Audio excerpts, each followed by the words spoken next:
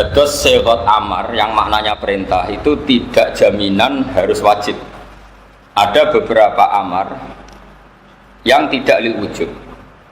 Ini penting dalam disiplin ilmu usul fikih, sehingga tidak semua perintahnya Allah atau perintahnya Nabi menjadi perintah wajib. Misalnya yang masyhur itu wa idza halaltum fastadu, jika kamu setelah tahallul, kan ketika kita ihram enggak boleh berburu hewan. Setelah tahallul kata Allah fastadu, maka berburulah. Bukan berarti para kiai setelah ihram terus rame-rame nyari kijang, kan jadi lucu. Meskipun perintahnya fastadu, maka berburulah. Nah, itu penting. Jadi makanya dibutuhkan ilmu usul fikih untuk menganalisis fikih. Mestinya amar itu kan perintah. Logikanya kalau perintah perlu dituruti. Tapi ada beberapa perintah yang hanya lil ibahah. Yaitu tadi misalnya wa idza halaltum fastadu, jika kamu sudah tahallul dari ibadah haji atau umrah, maka berburulah. Nah, itu amar lil ibahah karena sebelumnya haram, maka perintah di sini hanya lil ibahah. Tapi ada beberapa perintah yang dari sesuatu yang awalnya haram.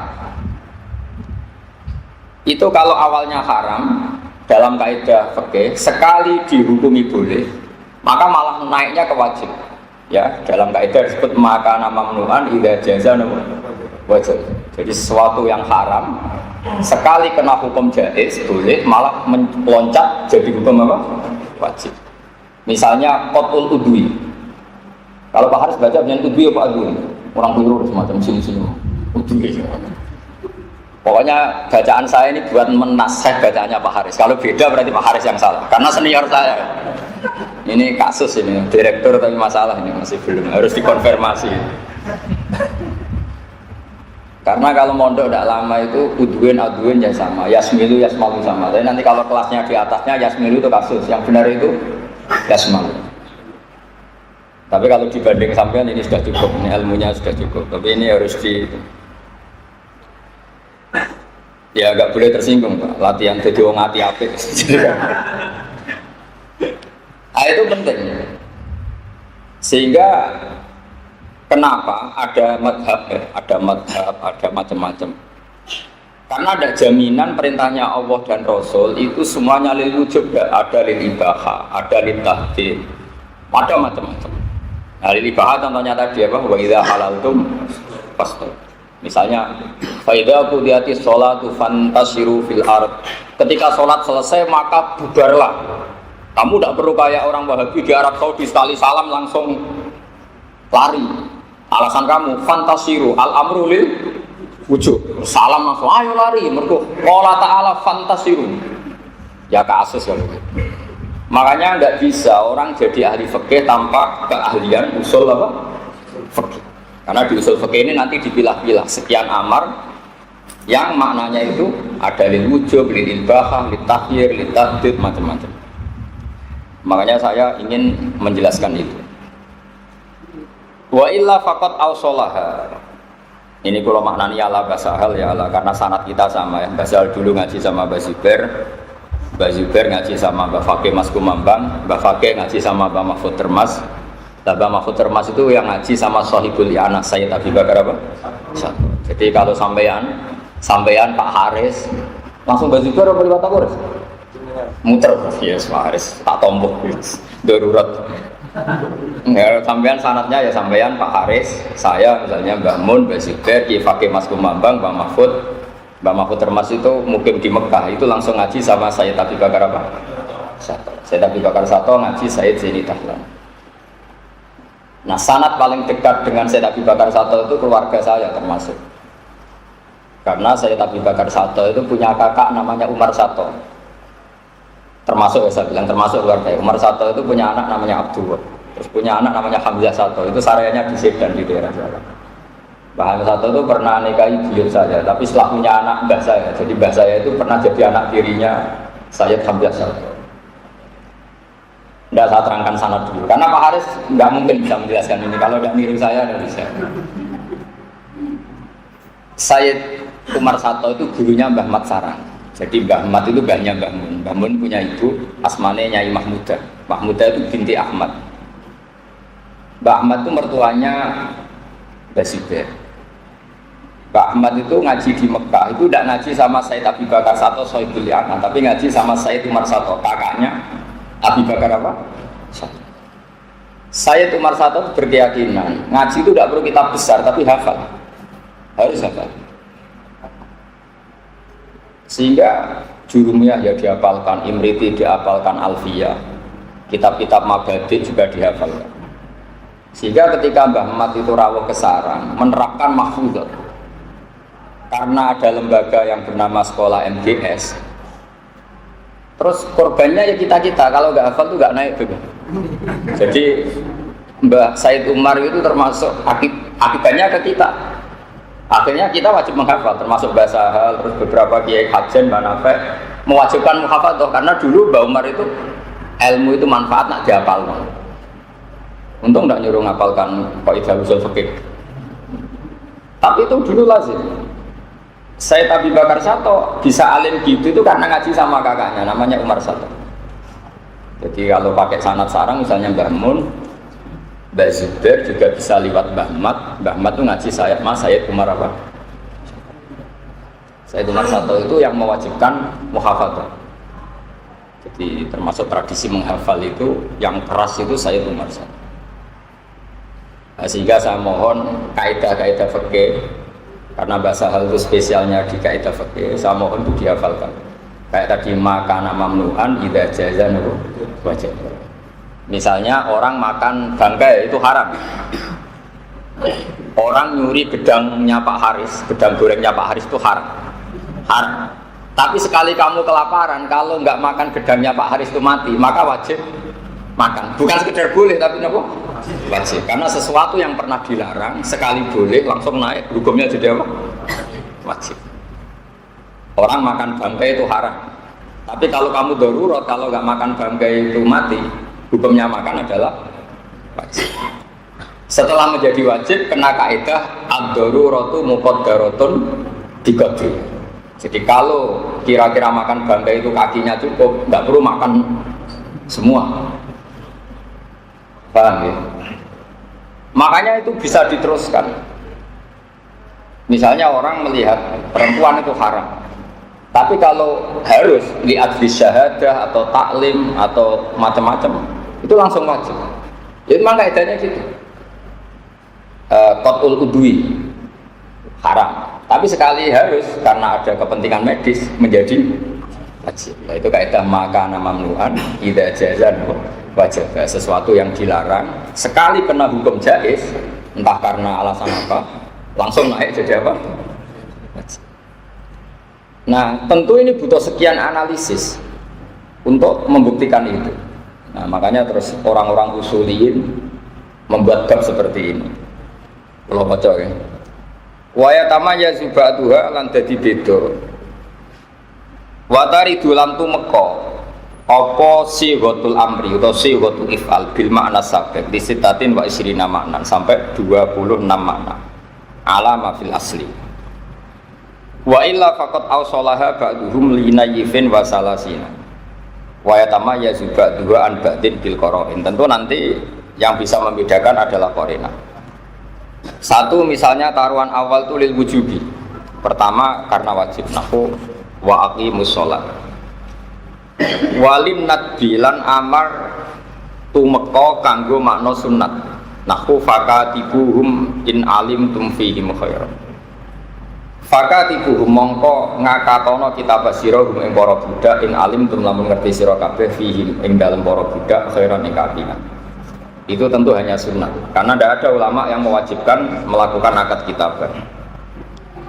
Walil ibahati lan mukrona ibahah, nahu kulu min thayyibati ma razaqnakum. Kulu mangano sira kabeh min thayyibati ma. Ae mimma tekse mangan saka perkara yustalad juga den anggap enak apa ma minal mubahat, saking pira-pira barang sing mubah. Walid tahdidilan krana nglulu. Ngelulu ini ngongkon tapi nak dilakoni yang perintah itu kecewa, itu ngelulu cara Jawa. Dia nyuruh sesuatu tapi kalau dilakukan betul yang menyuruh kecewa berat. Nahu i'malu masyikum. I'malu ngelakoni ya sira kabeh mak ing perkara situm kang karep sira kabeh. Anda boleh melakukan apa saja. Tentu tidak mungkin itu Allah kok menyuruh orang boleh melakukan apa saja. Tentu Allah tidak mungkin membolehkan kita zina, maling, korupsi. Tapi kalau Allah sedang murka malah ngendikane ikmalu masih itu kulit tahdid. Kila tindawono apa ngene. Wa yastukulan beneri apa tahdid ma tahrimi sepetane hukum haram wal karahati lan hukum makruh.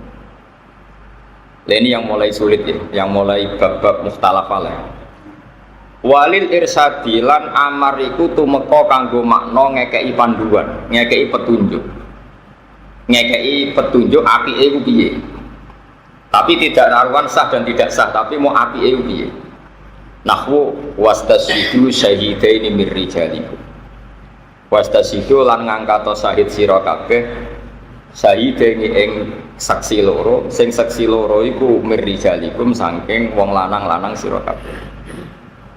Lawal maslahatu te maslahat misale fihi ing dalam istisyad iku dunyawiyatun bangsa dunyawi. Bi khilafiyah hale berbeda ni misale syahadah atau maslahat finnat bi ing dalam masalah sunat. Nah ini termasuk bab-bab sing banyak masalah. Saya belajar kitab di bab tolak. Bab tolak bab paling sensitif karena kalau ya betul kita tolak berarti kita menggauli istri adalah haram.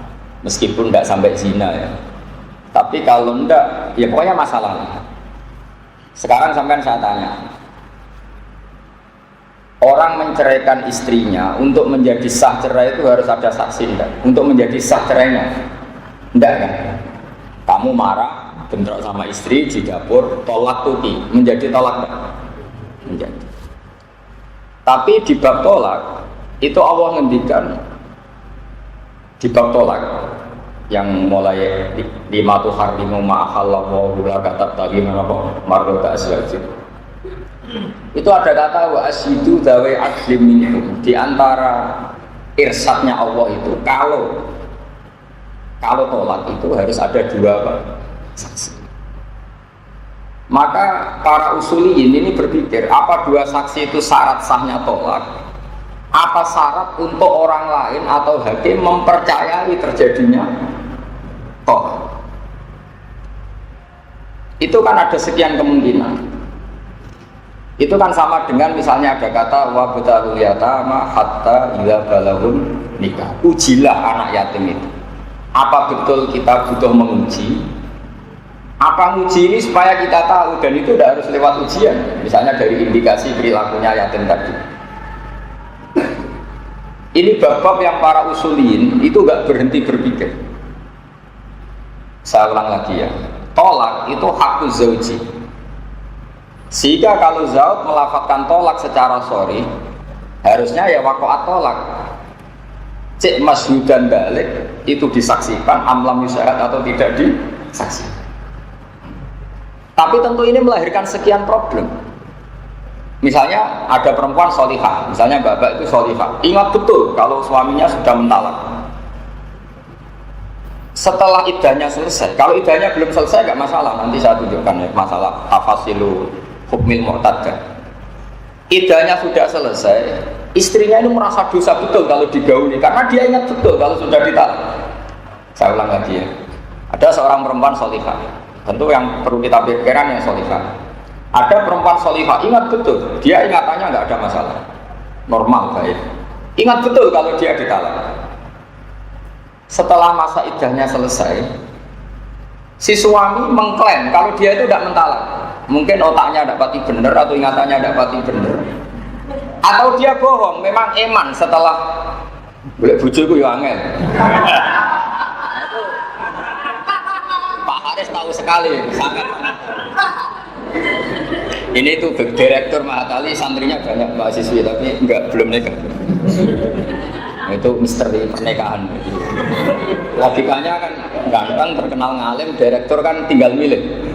Tapi justru karena keangkuhan itu jadi kesulitan. Jadi justru karena keangkuhan itu jadi sulit. Nanti tak ijazahi ya, supaya gampang. Tak ijazahi sabar belum nikah. Bukan dijazahi cepat nikah. Jadi jangan GR dulu. Jadi saya ke Pak Haris, selain saya dianggap gurunya, ini teman saya mulai dulu di Sarang. Jadi pertama ada Mahat Ali di Sarang itu yang dijadikan latihan ini Pak Haris jadi siswa saya. Angkatan kedua apa ketiga? Ketiga. Saya ulang lagi. Nah ini memang Mbah Sahal terkenal ahli fikih. Saya kenal banyak sama beliau karena memang beliau itu sepupunya Mbah saya. Dulu ketika mondok di Sarang sering di rumahnya Mbah saya. Jadi Mbah Sahal itu punya ibu namanya Badiah. Itu adik kandungnya buyut saya namanya Sofia. Jadi buyut saya itu Sofia punya adik Badiah. Yang Badiah di Garwa Mbah Mahfud melahirkan Mbah Sahal, yang Mbah Sofia itu terus punya anak Mbah saya, terus ibu saya. Makanya saya kalau manggil itu Mbah. Terus Mbah Sahal punya mbak namanya Muzayana yang punya anak Lekoyum, punya adik namanya Khadijah yang punya anak Beza. Jadi ya saya kesini itu ke keluarga, jadi saya tahu banyak tentang Mbah Sahal. Beliau terkenal fakih ya, karena sebelum ke Sarang sudah alim ketemu orang alim namanya Gesibir. Sudah alim ketemu orang alim, metode belajarnya benar, jadi alim itu. Mbah Sahal kalau menyak saya gini, kowe ngalim biasa, kitab saiki gampang. Aku alim ku top, dhisik ku kitab angel. Saya masih ingat kata-kata itu. Terus cerita dia, aku dhisik akhir ngalim ning Lasem. Jadi Mbah Sahal itu punya ipar namanya Kiai Mansur. Agaknya Gus Koyum namanya siapa? Kiai Mansur. Kiai Mansur itu bin Khalil. Khalil itu katibnya Mbah Mahfud Termas. Tulisannya bagus, udah kayak Pak Haris, bagus. Pak Haris itu tidak bagus tulisannya, juga nasibnya. Dalam hal nikah, ya dalam. Semua santri Sarang itu iri sama Pak Haris, kok bisa jadi direktur di Mahat Ali, mana ini? Haji. Tapi mereka setelah tahu nggak payu Rabi tidak jadi iri. Ternyata sama saja, jadi irinya tidak jadi. Tidak biar sampean tahu sanad ya. Jadi dulu yang muridnya Mbah Mahfud yang alim itu tentu yang masyhur itu ya Mbah Hasyim Asy'ari. Kalau dari Lasem itu Mbah Khalil sama Mbah Maksum, ya, sama Mbah Sidik. Mbah Sidik itu bapaknya Ahmad Sidik yang dulu OSA, itu orang Lasem semua. Jadi Mbah Maksum, Mbah siapa tadi? Khalil. Mbah Khalil punya anak Kiai Mansur. Karena Mbah Khalil itu katibnya Kiai Mahfud, tulisannya bagus. Naskah-naskah Nailul Ma'mul sebelum dicetak itu ada di Lasem, di Kiai Mansur. Nah itu ketika Mbah Sahal mau belajar Lubul Usul sama Mbah Zubair itu ngambil naskah Nailul Ma'mul, Qoblal Matba'ah, Qoblal To'i maksudnya sebelum apa dicetak. Makanya di sini Mbah Sahal sering mengutip kitab apa Nailul Ma'mul. Maksudnya binus khotin wairi matbu'ah. Beliau di Muqaddimah ketika apa? Binus khotin wairi matbu'ah, dengan naskah yang belum apa dicetak. Itu diabahnya Gus Koyum. Jadi Koyum bin Mansur bin Khalil. Karena Kiai Mansur itu iparnya Mbah Sahal, itu sering dipinjam. Jadi dulu yang memanfaatkan itu hanya Mbah Sahal karena ipar. Sebenarnya bukan karena ipar, karena bisa baca. Coba sampean mbok iparnya kan tidak ada gunanya. Nah, makanya saya itu tidak terima kalau ada orang cerita Mbah Sahal alim karena bisa mengakses kitabnya siapa? Mbah Mahfud. Apa gunanya ipar kalau tidak bisa baca? Terus Mbah Sahal kalau belajar itu 3 kali, itu ma'ruf, terkenal. Jadi sebelum ngaji Lubul Usul sama Mbah Zubair, beliau ngajar sama teman-temannya. Terus sinau sendiri, terus ngaji sama Mbah Zubair 3 kali. Itu ma'ruf. Jadi aku nak keliru, aku kebangetan. Jadi dari Mbah Zubair, dari Mbah Sahal itu nak aku keliru, aku kebangetan. Dan ijazah yang sama ini yang sering dijazahkan Mbah Mun ke saya, makanya ini saya ijazahkan ke jenengan. Kata Mbah Mun gini, saya sering, zaman itu Mbah Mun masih sering ngajar terus. Ya, akhirnya aku pengen ngalim, itu sebelumnya ngaji, gurumu itu sinau nise. Jadi kayak pas ngomongno gurumu, karek ngecek, agar wacananya itu kok bener terus, ya wis ngalim, mau nyatanya bener terus. Taruh saja sampean tadi sebelum ketemu saya sudah belajar, bacanya kok bener terus, cocok sama saya. Berarti wis alim. Kok tiap sak lembar salah separuh? Ya fatal. Nah, sehingga nggak perlu guru itu kangelan nasihat. Bukan fima kuria alaihi saja, bukan kuria alaihi pun sudah benar karena Mbah Sahal kan masih ingat betul. Pas saya belajar sama teman-teman bacanya misalnya Yasmalu. Setelah ngaji Mbah Zubair baca Yasmalu, oh benar. Beda dengan Pak Haris, pas belajar Yasmilu. Pas gurunya baca Yasmalu, tetap Yasmilu. Karena pas gue baca Yasmalu dia tidak dengarin. Padahal yang benar dalam kamus itu Yasmalu, bukan apa? Bukan Yasmilu. Itu Mbah Mun ngijazahkan gitu. Sehingga ketika saya ngaji Mahali sama beliau dulu, saya ngaji Mahali, ngajar Fathul Wahab, karena beliau dulu masih ngajar terus. Itu saya ngaji setengah tahun.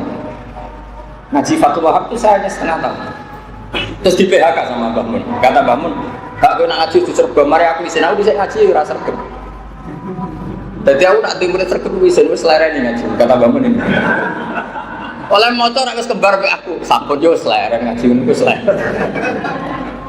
Karena tadi kalau kita sorogan sama Mbah Mun kan tidak mungkin beliau kiai besar sibuk, tapi sebetulnya bisa diakali. Kamu bikin grup saja kelompok yang memastikan misalnya bacanya itu begini. Setelah kamu baca tahqiq terus ngaji sama Mbah Mun atau dulu sama Mbah Sahal. Kan tinggalnya mak Mbah Sahal baca. Walil ibahati, sudah benar ini jer majrur masih benar lah kalau itu. Walil nadbi, misalnya lisikoli, sehingga misalnya kamu baca lid dilalati, terus Mbah Mun baca lid dalalati. Suatu saat nanti Mbah Sahal baca lid dilalati, oh, berarti mas dari loro, kadang dalalah, kadang dilalah. Saya sama, bisimai. Misalnya kamu memastikan bisimai, ternyata Mbah Sahal baca bisamai. Kamu mesti mikir, ini salah fatal apa pilihan? Nah, karena kamu nyari-nyari di kamus, yuqalu simaan wa samaan sawa. Oh, alime sepodo, nenggak lafaz simain. Wah itu kalau sekian jilid kitab itu pasti alim, saja kan pasti alim. Karena Anda selalu mengkonversi terus. Nah sekarang problemnya anak-anak sekarang ngaji bahasa hal itu blank, dia tidak sinau tidak apa terus ngaji maknanya. Pas bahasa nerangkan karena dia maknanya orang rumah. Itu kasus betul sampai sekarang. Kalau kamu sinau betul, Mbah Sahal nerangkan level mafhum, kamu bisa ngikuti. Tapi kalau nggak sinau, kan sibuk mak. Coba misalnya Mbah Sahal nerangkan mafhum, pejek sibuk mana bigol, blog, dobro, kan pakai misalnya. Pas lagi nulis blog, Mbah Sahal nerangkan, mulane urip ngene-ngene. Kan seorang kiai kan sering ngendikan langsung mafhum. Pejek sibuk mana nih? Blog. Dulu nggak boleh, santri belajar itu nggak boleh. Imam Syafi'i ngaji Imam Malik tuh alim dulu, hakam muwatta, hafal, lanya, baru ngaji. Ya yang baca Imam Syafi'i. Imam Buaiti alim, dia baca di Imam Syafi'i. Makanya qala fil Buaiti, yang baca kitab Imam Buaiti, Imam Zainal, Syafi'i hanya mendengarkan. Makanya saya percaya diri sekali ketika baca kitab, karena saya pernah membaca ini di depan kamu. Dan saya dengar beliau juga baca seperti saya. Akhirnya kan, nah itu bahasa hal nggak sekedar 2 kali kata bahasa.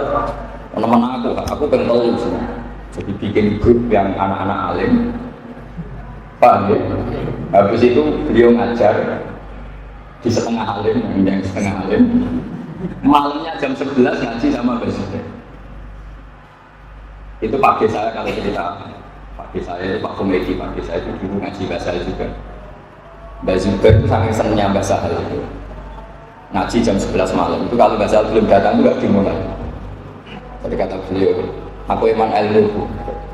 Nah, saya ngaji karena langsung paham aku rugi.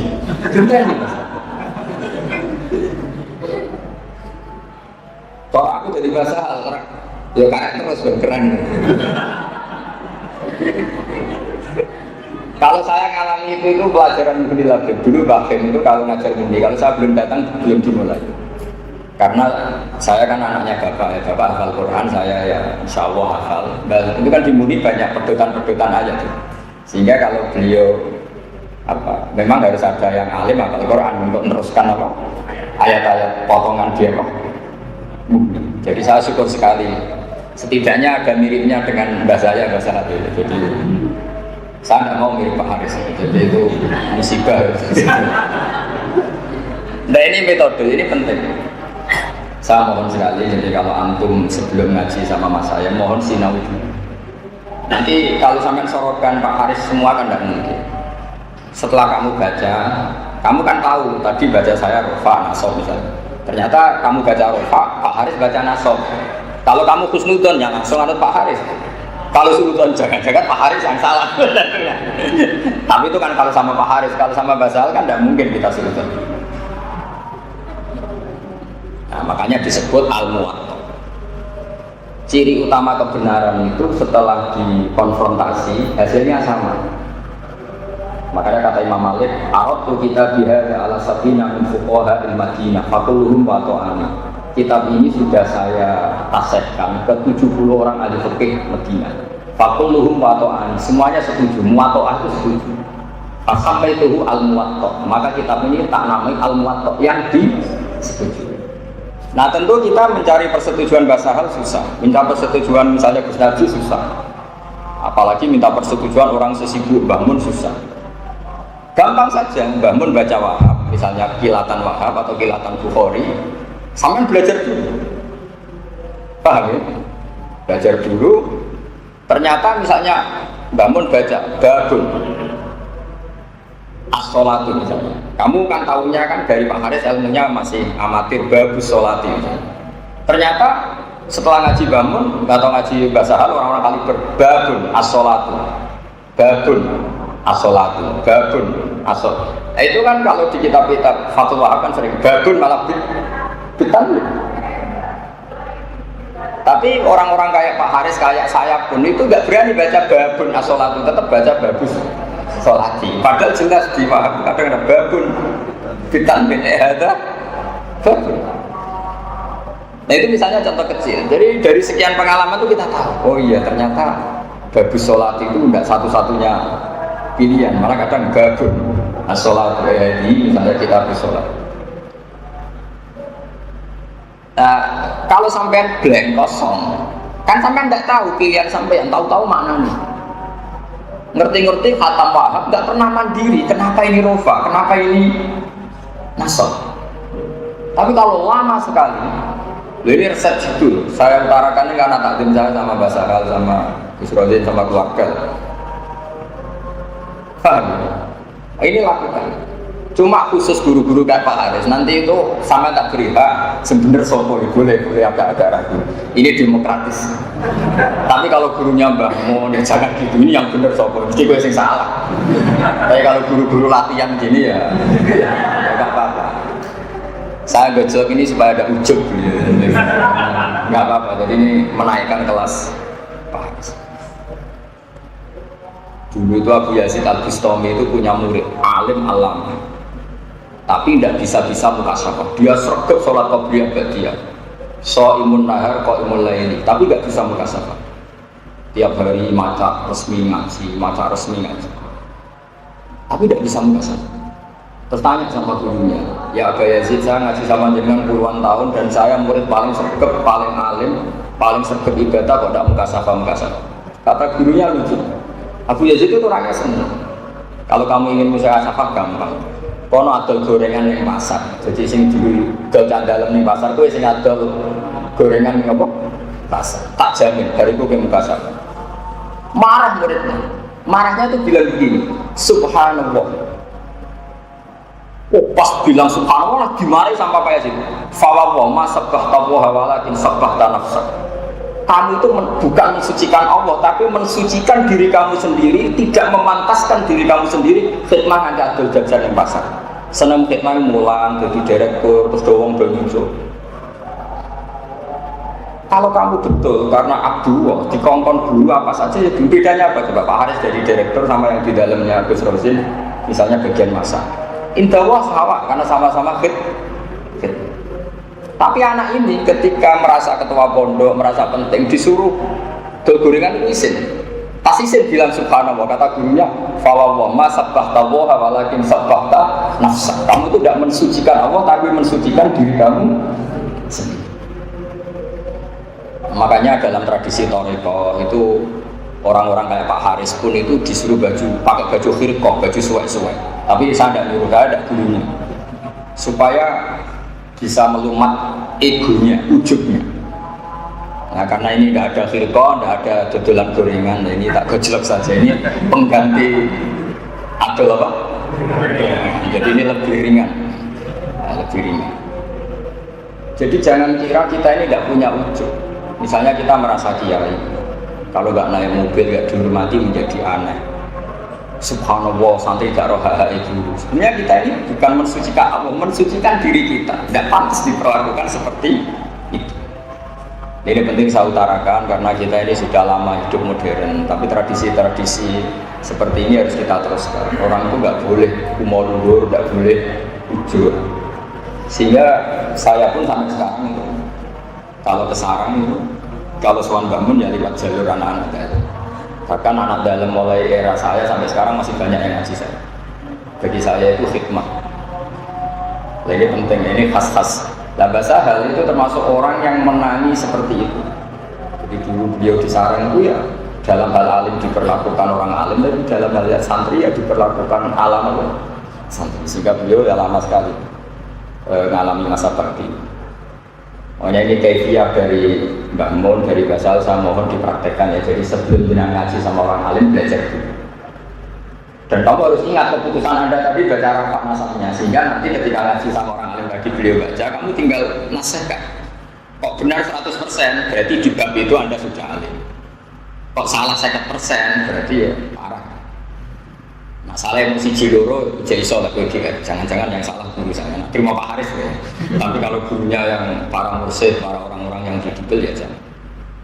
Itu ijazahnya Mbak Sal. Saya masih ingat betul ketika sebelum wafat beliau tak bawain kitab Al-Qala'id Al-Uluhiyah karangan Mbak Sahal, karangan Mbak Zubair yang di situ ditulis di Tashihi Tilmidihi Sahal Mahfud. Sama ingat beliau senang sekali tak bawain kitab itu. Dulu itu ya hanya dicetak, tapi sebelum beliau wafat kurang sekian tahun diputuskan oleh Madrasah Ghazaliyah jadi muqarrar. Jadi muqarrar di MTS itu ada kitab yang karangannya Mbak Zubair, di situ ditulis di Tashihi Tilmidihi Sahal Mahfud.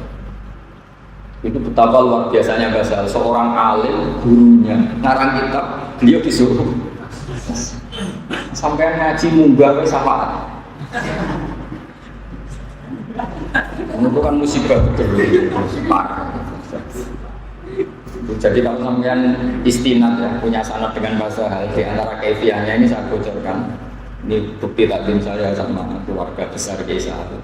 Kamu belajar dulu, saya sama. Makanya saya baca kitab PD itu bukan karena sombong. Saya itu belajar Wahab, malamnya ngaji bangun.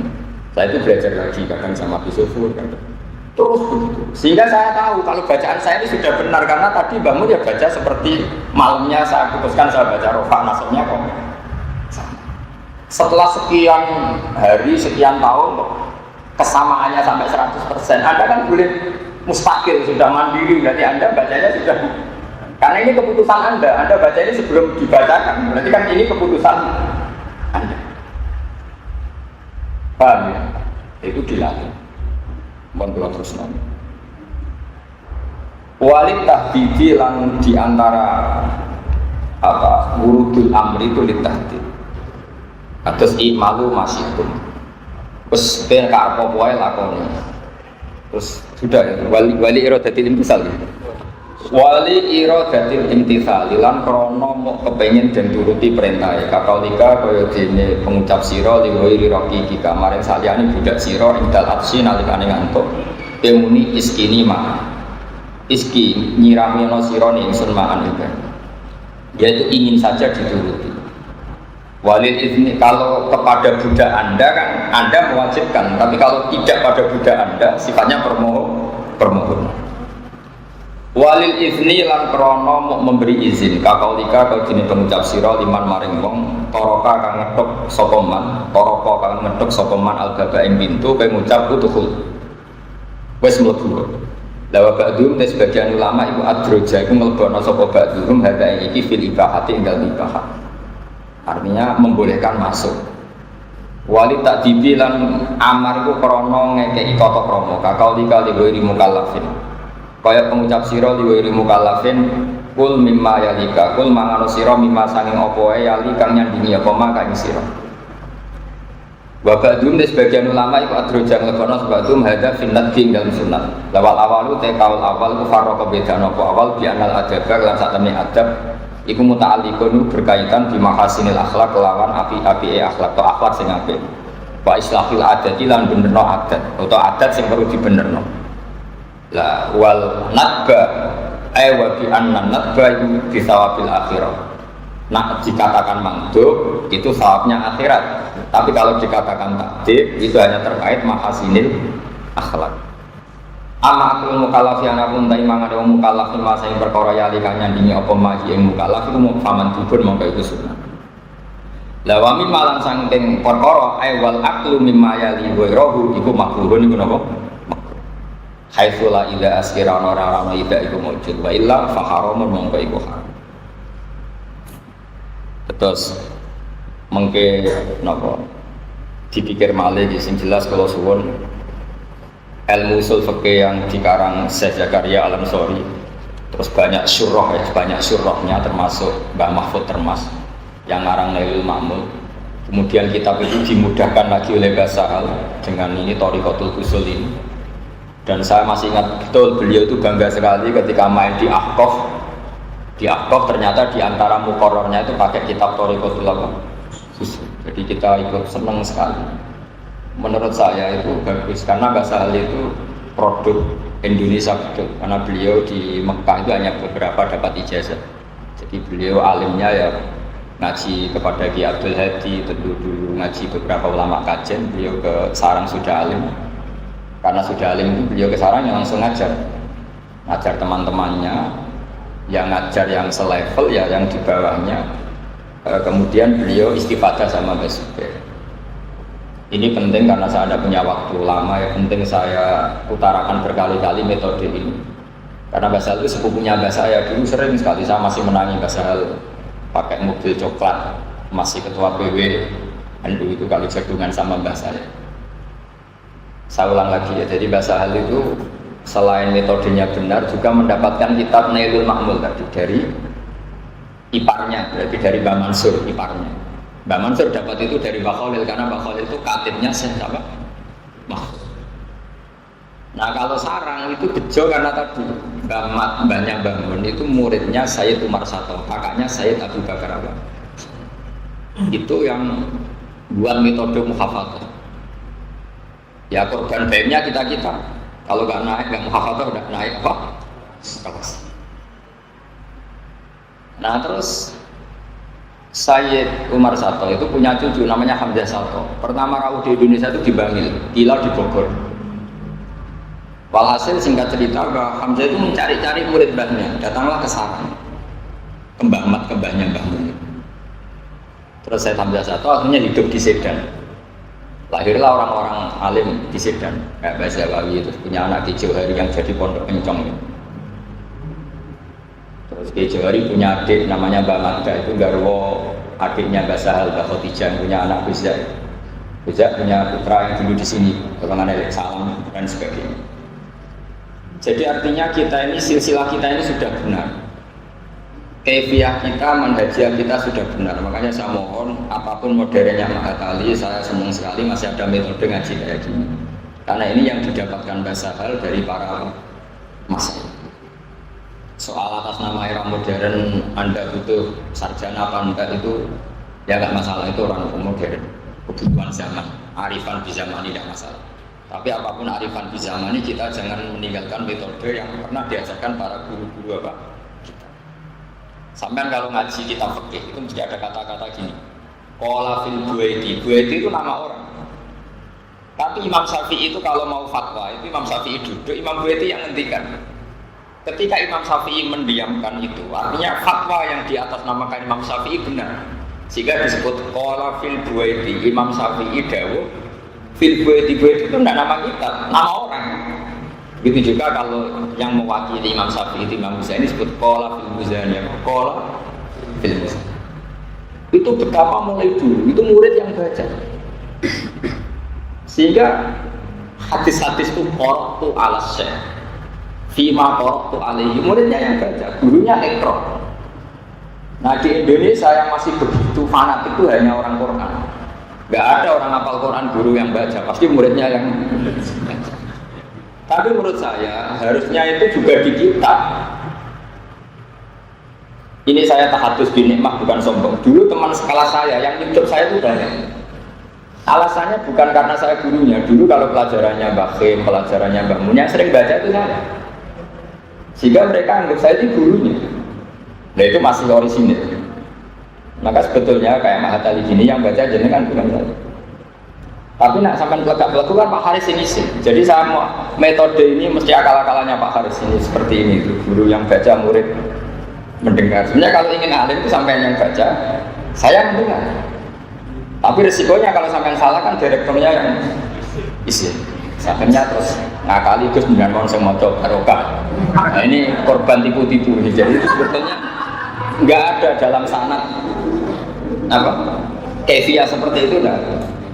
Nah, tanyakan Mbak Sahal, dulu ketika ketemu saya Yasin ya beliau yang baca kroh baca setelah baca sekian kuras kok benar anta ahlun litil kal ijazah, kamu ahli, terus ijazah amak dulu gitu semua. Imam Syafi'i ngaji sampai Imam Malik disuruh baca.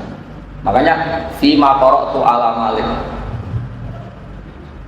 sehingga di fikih ada kitab Mukhtasarul Muzani disebut qala Syafi'i fil Muzani, qala Syafi'i fil Buaiti, karena yang baca murid. Makanya Imam Bukhari dalam bab Kitabul Ilm babun al-qira'ah ala syekh biman zilati qira'atis syekh haddatsana kada wa kada, terus bidalili hadisi Imam bin Sa'lah.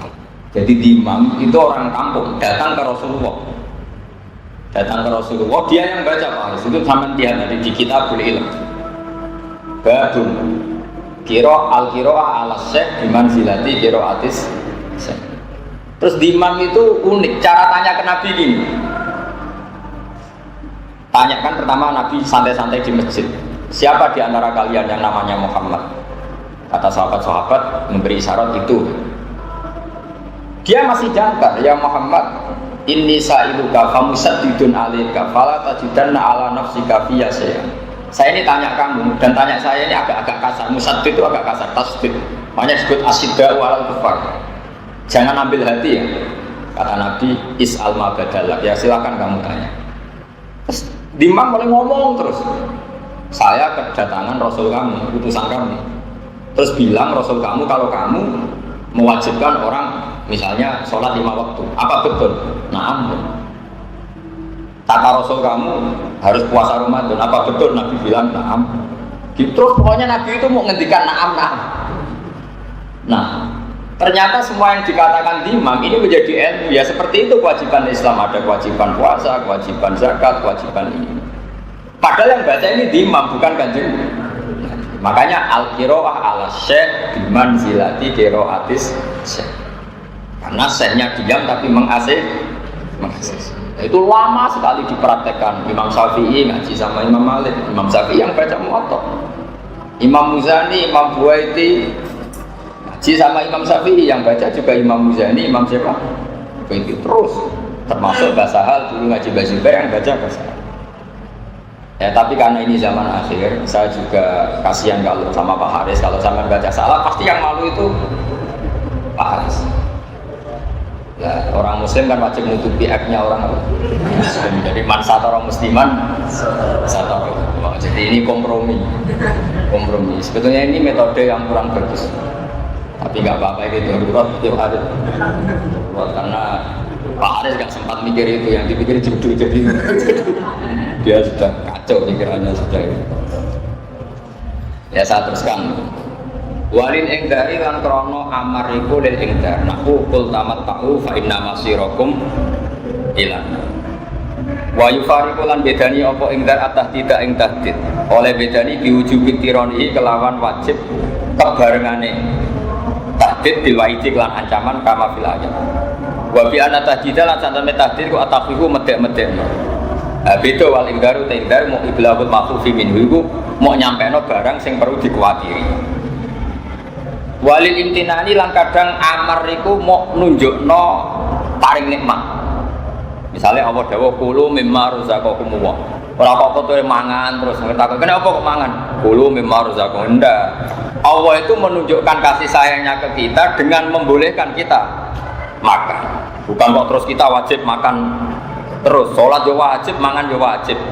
Karena Quran dawuh wa aqimus salat, salat yo wajib, mangan yo wajib. Terus kowe salat mbek mangan, melakukan dua amar sekaligus. Ya sarap yo jenenge no. Sarap perlu diobatno niku. Meskipun alasan Anda gitu, waqimus sholat ya perintahnya Allah, kulu mimma razaqakum ya. Itu kalau dua perintah dilakukan sekaligus kan bagus. Poinnya dua ya udah ada gitu. Jadi kulu itu imtinan. Allah menyuruh kita makan berarti Allah bukti punya minnah, punya peparing ke kita. Dan wa yufarikulan bedani apa imtinan alibahata ibahah bitironi. Kelawan kagerangnone imtinan bidik lima. Kelawan nyebut perkara yukta juga den butono apa ilahi maring. Walil ikrami lan kadang perintah iku krana mulyakno nahu udkhuluha bisalamin aminin. Mlebu sira ing jannah oleh mlebu bisalamin kelan selamat atau kelawan untuk salam aminin atau khali sentosa. Tentu itu ikram. Artinya Allah zat yang ghaniyun hamid, zat yang lahul asmaul husna menyuruh kita udkhuluha. Itu luar biasa, itu bentuk penghormatan. Bukan urusan masuknya, tapi urusan apa? Ikram. Ya kalau sampai sama nggih, sementing kalau sakit dari akan kersanipun keluarga besar Mbak Sahal, kalau khidmat sekali, kalau bangga kalian Mbak Sahal karena itu Mbak saya. Dan syaratnya juga sama. Jadi misalnya saya ulang lagi ya, jadi syaratnya Mbak Sahal ngaji Mbak Zubair ngaji Mbak Fakih Mas Kumambang, beliau ngaji Mbak Mahfud Termas, Mbak Mahfud ngaji Sayyid Abi Bakar siapa? Satu. Atau misalnya saya Mbak Mun ya saya Mbak Mun ngaji Mbak Karim ngaji sama Mbak Hasim ini juga menangis Sayyid Mbak Mahfud apa? Termas. Karena fi babil fikih itu Mbak Hasim nggak pernah istinad sama Mbak Khalil Bangkalan. Tapi kalau fit tafsir itu Mbak Hasim ngaji Mbak Khalil Bangkalan, nah Mbak Khalil ini mulazim di Syekh siapa? Nawawi. Jadi Syekh Nawawi Banten itu mulazim yang dari Indonesia, kawasan Sidan itu ada namanya Mbak Syakur, abahnya Mbak Fadl. Paham ya? Di Kudus ada Syekh Raden siapa? Asnawi. Kalau di Bangkalan itu Syekhona siapa? Khalil. Malah Raden Asnawi itu ya masih keluarga sini, masih keluarga saya, keluarga Mbak Sahal karena masih cucunya Mbak Asnawi sepuh. Jadi Mbak Sahal punya ibu namanya Badi'ah. Badi'ah itu adik kandungnya buyut saya. Badi'ah itu punya ibu namanya Hafsah. Hafsah itu binti Maksum bin Soleh bin Asnawi Sepuh. Nah, itu Asnawi Sepuh ini yang melahirkan sekian kiai. Nah, terus guri-guri itu ada Asnawi yang Raden. Makanya ada Asnawi Sepuh, ada Asnawi apa? Nah, Asnawi Raden ini yang muridnya siapa? Syekh siapa? Nawawi. Tapi ini murid paling spesial karena Syekh Nawawi itu berpesan kalau beliau wafat, istri mudanya yang terakhir disuruh nikahi Syekh Nawawi. Saya siapa? Mbak Asnawi, namanya Nyai Hamdana. Sehingga Asnawi Raden ini punya garwa Hamdana itu bekasnya gurunya. Itu Mbak Mun pernah cerita saya, karena Nyai Hamdana dengan Syekh Nawawi punya anak namanya Zuhriyah, sehingga saya Asnawi ketika punya anak lanang dengan Nyai Hamdana dinamakan Zuhri. Zuhri punya anak Ni'am kalau nggak salah, terus Ni'am punya anak Bisafid yang jadi mantunya Bakir. Jadi kalau nggak salah Hafid bin Ni'am bin Zuhri bin Asnawi. Nah itu punya ibu yang dulu tiga sana siapa? Saya siapa? Saya. Makanya sampai yang syukur di sini ini sanatnya masih mutasil sini. Ya sama, Yon Sewu kados Babaili Rozin, Kiai Fatah ya sama, semuanya sama. Karena dulu Jombang juga do ngaji sama Syekh Mahfud.